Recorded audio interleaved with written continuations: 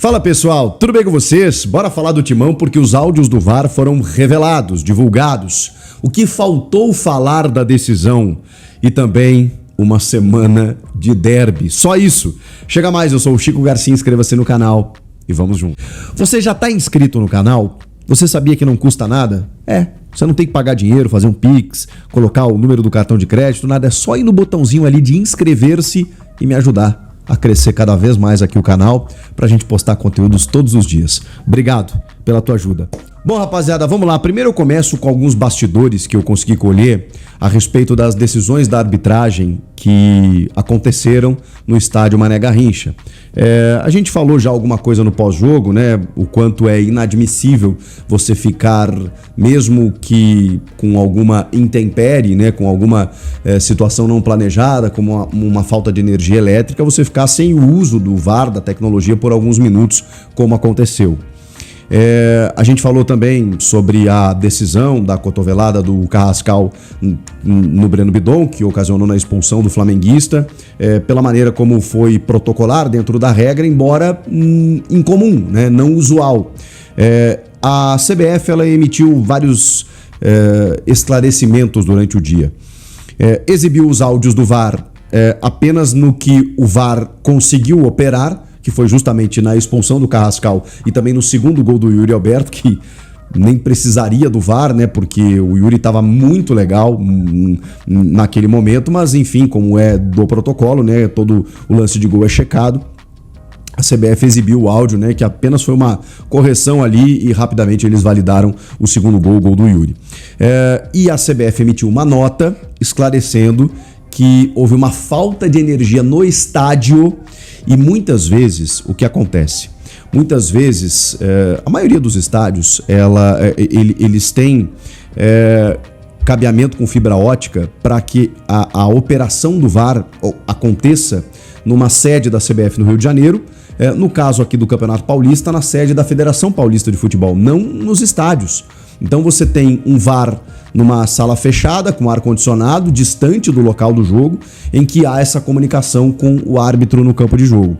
No caso do estádio Mané Garrincha, o que eu posso dizer para vocês das informações que eu colhi? Primeiro, o Rodolfo Toschi Marques, que era o comandante, o árbitro de vídeo, o comandante da cabine do VAR, eles estavam todos no estádio. Faltou luz no estádio. O no-break segurou por 15 minutos. Por cerca de 15 minutos. De repente ele não conseguiu mais segurar. Bom, vamos lá, né? Não é muito difícil imaginar, eu nem mexo tanto com tecnologias muito sofisticadas, mas de que você pode ter backups nesse sentido para evitar esse prejuízo.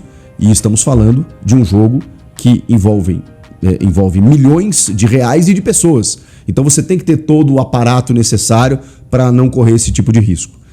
Poderia ter ocasionado um prejuízo muito sério ao jogo, ao resultado do jogo, e felizmente não causou, porque o Corinthians acabou campeão.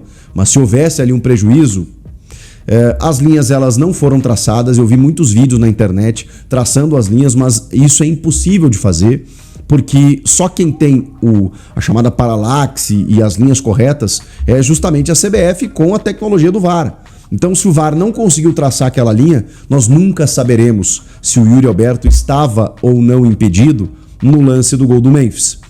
Eu até vou dizer um negócio para vocês. Eu me manifestei no vídeo pós-jogo dizendo que pra mim, cara, se eu tivesse que decidir ali, me parece que o biquinho da chuteira do Yuri tá na frente. Mas depois eu vi outras imagens e conversei com alguns amigos e não dá para ter essa definição, porque justamente eu não tenho a paralaxe, eu não tenho a tecnologia necessária, e mesmo que a imagem ela me diga, ela me induza a tomar uma decisão, eu confesso para vocês que depois eu vi outras imagens e eu falei, mas será mesmo? Porque aí eu fiquei comparando com a linha da grande área, com a inclinação do campo, e eu já não tenho mais tanta certeza. Eu nunca tive certeza, na verdade, né? Mas eu já fiquei com mais dúvida ainda. Então, assim, é um lance que a gente nunca vai saber. Repito, felizmente o Corinthians foi campeão, porque não fosse esse lance, ele martelaria. Bom, era papo de... Daqui a pouco, acho que não resultaria nisso, né? Mas de pedir anulação de jogo, porque, cara, seria um negócio muito, muito bizarro. Mas enfim, outras coisas a gente conseguiu apurar durante o dia, como que a decisão chegou da cotovelada do Carrascal não no final do primeiro tempo. E aí o que eu consegui apurar é que a equipe do Flamengo saiu muito rapidamente ao fim do primeiro tempo. Então, os jogadores já não estavam mais no campo. Só o Arrascaeta fica juntamente com o jogador do Corinthians ali, que era o Gustavo Henrique, se eu não me engano. Quando era o Memphis, né? Quando o Rafael Klein comunica aos capitães de que eles estavam checando aquele lance. O VAR não encontrou uma imagem como acabou encontrando depois. E isso eu realmente não consegui descobrir por que essa imagem demorou para aparecer. Mas naquele momento a comunicação ao Rafael Klein foi o seguinte: não encontramos uma evidência. Não encontramos uma imagem que evidenciasse uma agressão. E ele liberou os jogadores para o vestiário.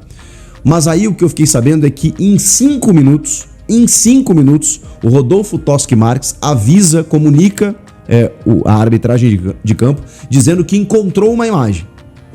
E disse, vou lá falar com vocês. Ele desce ao vestiário da arbitragem, no estádio Mané Garrincha, comunica a equipe de arbitragem dizendo, assim que as equipes voltarem para o campo, eu vou mostrar a imagem que eu tenho para que você faça uma revisão. Ok? Ok.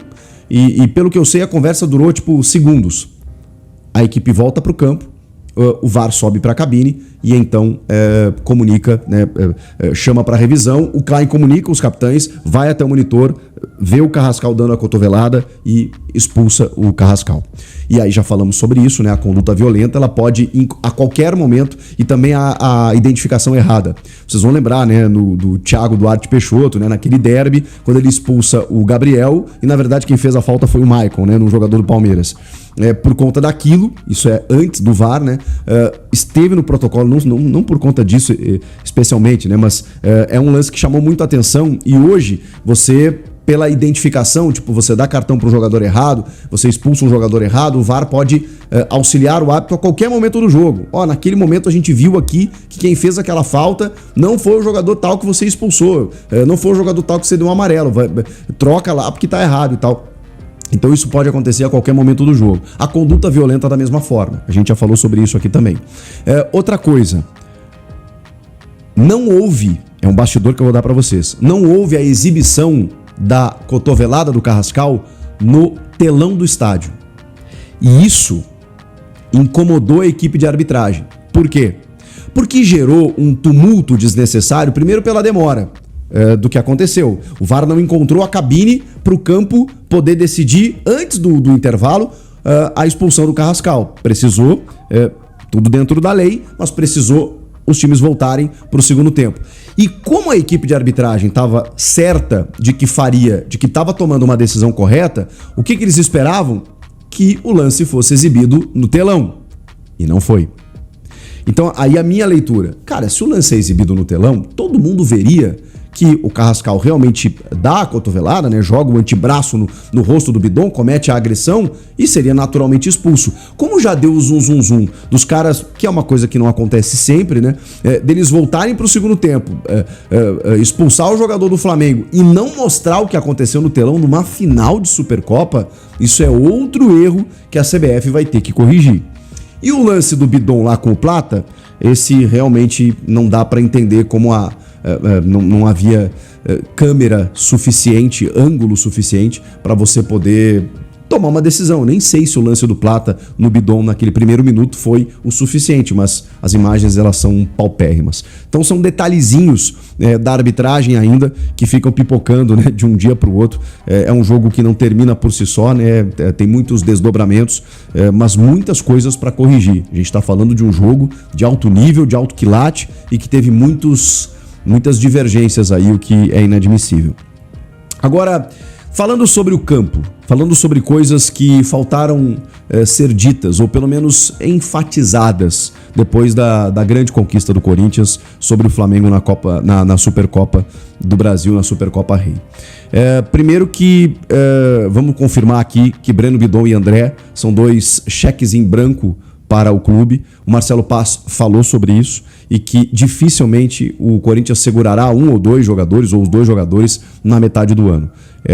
Claro que eles vão tentar negociar o melhor contrato possível, a melhor valorização possível para os seus ativos, mas é muito difícil, na janela mais quente da Europa, que você consiga segurar um ou outro jogador. Tem uma questão de seleção, né? O Ancelotti estava no estádio, mas acho que o ciclo está muito finalizado, está muito 90% pronto, né? Muito difícil um nome que não tenha surgido ainda surgir agora. Todo mundo entende que o Breno Bidon em algum momento será um jogador de seleção. O André, a gente não sabe a sequência da carreira dele, mas tem potencial para isso, mas o Bidon está mais pronto. Mas acho que é muito em cima para a gente pensar numa Copa do Mundo agora.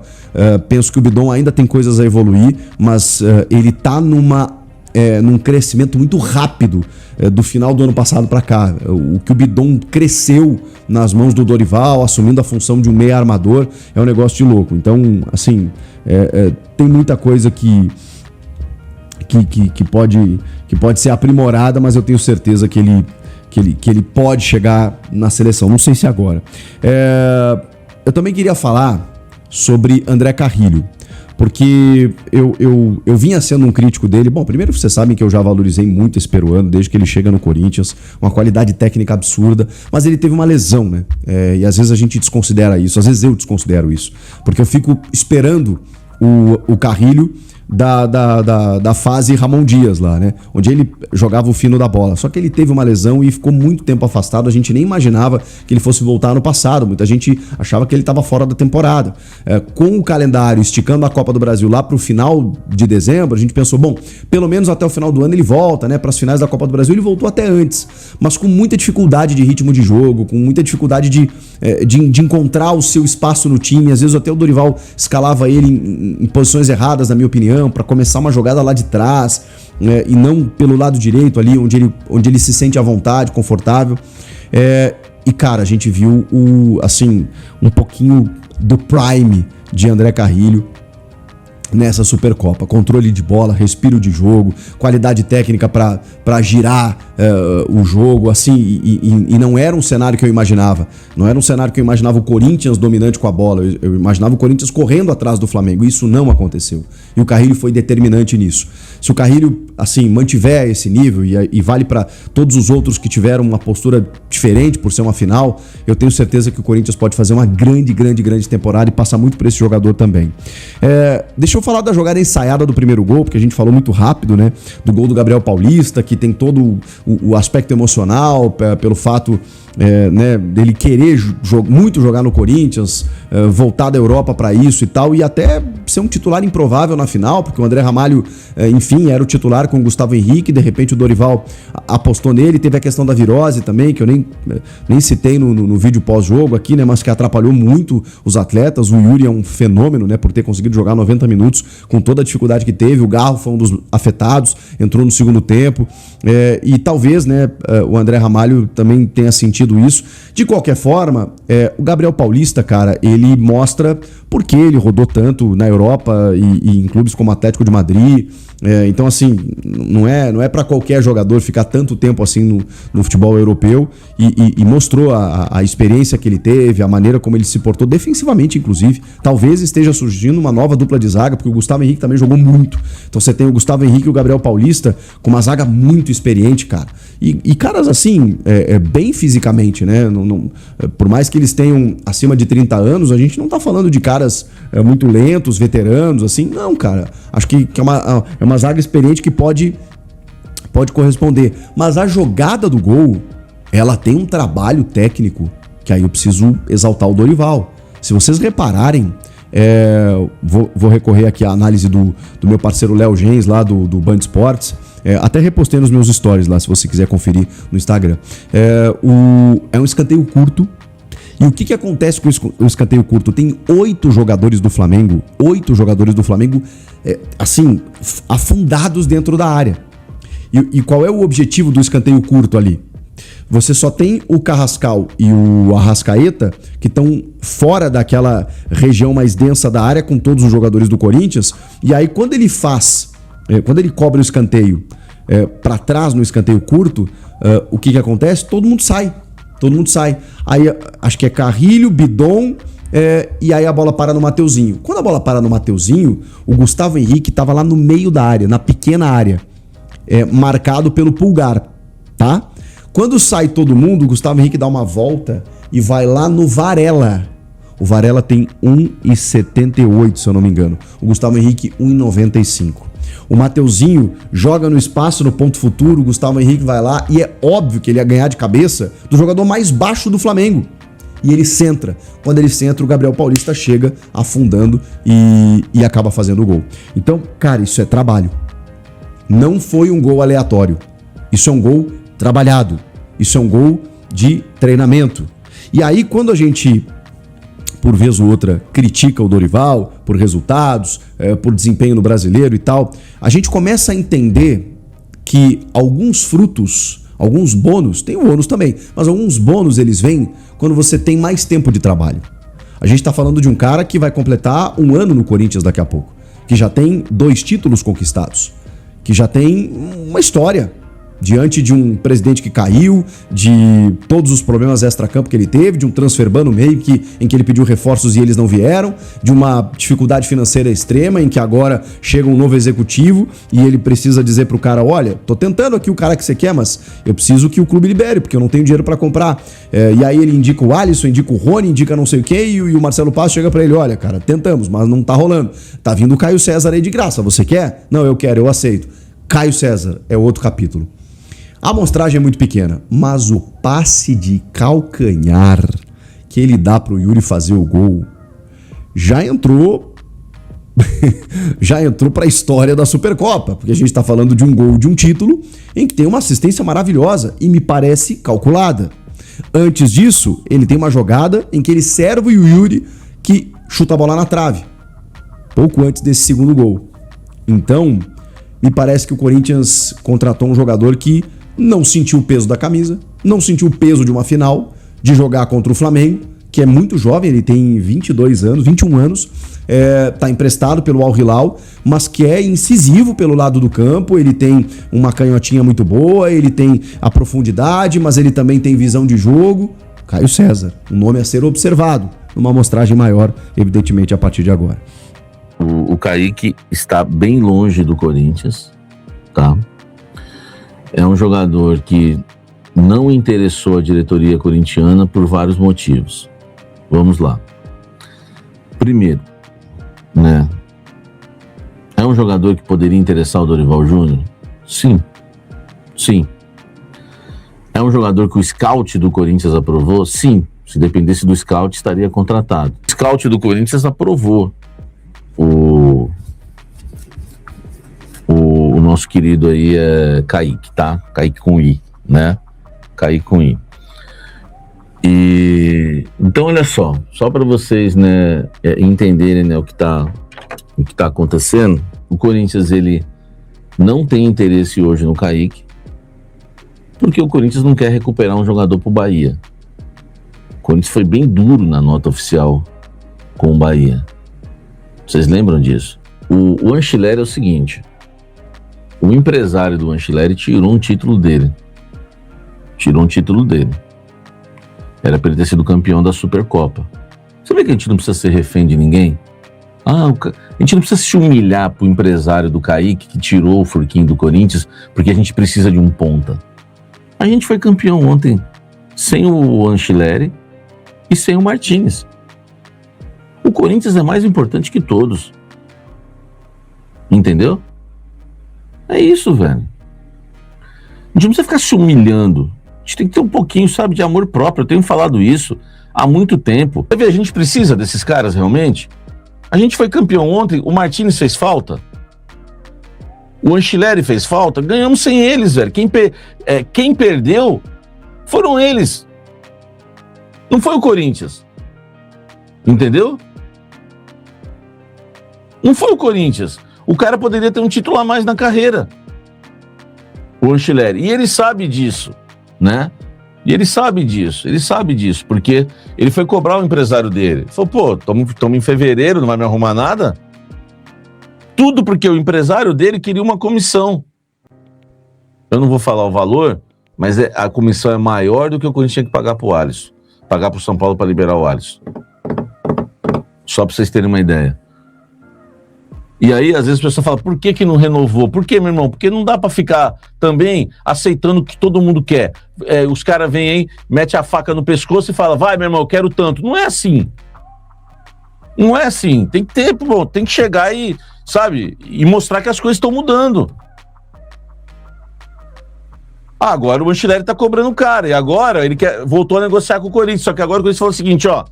Se quiser, o salário é o mesmo. Porque o Corinthians tinha até oferecido um aumento antes. Se quiser, agora o salário é o mesmo. Entendeu? Que já é um baita de um salário pro Ancelotti, que tem, né, 31 anos, vai fazer 32 agora em março. Entendeu? É isso. Fala, torcedor corintiano, torcida mais amada desse país, a torcida maior e mais vibrante do todo o território brasileiro. Vamos falar a respeito do Timão aí, vamos falar a respeito do Ancelotti aí, que Sami Carvalho trouxe em primeira mão. E o Ancelotti aí, vale muito a pena, né, o Timão pegar e contratar ele, né, só que agora o Timão deu a volta por cima. O Ancelotti perdeu o título, né? Como o Sami Carvalho trouxe a respeito aí. E vamos ver aí o que resulta aí, se o Ancelotti vai querer pelo mesmo preço que ele estava ganhando. E é um baita salário. Se ele quiser agora, bom. Se ele não quiser, o Corinthians vai partir para outra. E o empresário dele queria mais dinheiro aí, né? Queria dinheiro para ele renovar. Então, ainda bem que o Corinthians pegou e não pagou para o empresário, não contratou, entendeu? Não renovou. E vamos aí na luta aí para ver o que acontece. O Kaique também foi um acerto aí do Corinthians não querer nada com ele por conta do que o empresário dele fez com o Cauê Furquim, né? Com uma pilantragem aí. Mas queria saber de você o que você pensa, o que você acha. E também vamos falar aí do Memphis Depay, né? A galera aí pegou e fez aí o valor total aí que o Corinthians ganhou com ele, né? Copa do Brasil em 97,79 milhões, Paulista 49 milhões, Supercopa 11,6 milhões no total e deu 158 milhões, né, para o Corinthians. E os bônus do Memphis Depay aí gerou na casa de 25 milhões. Então o Corinthians aí teve um lucro aí de 133 milhões aí. O que você acha disso aí? Seria bom o Memphis Depay ou ele é um peso grande para o Corinthians? Acredito que o Corinthians lucrou mais do que perdeu com o Memphis Depay. Deixa nos comentários aí, tamo junto, forte abraço e vai Corinthians!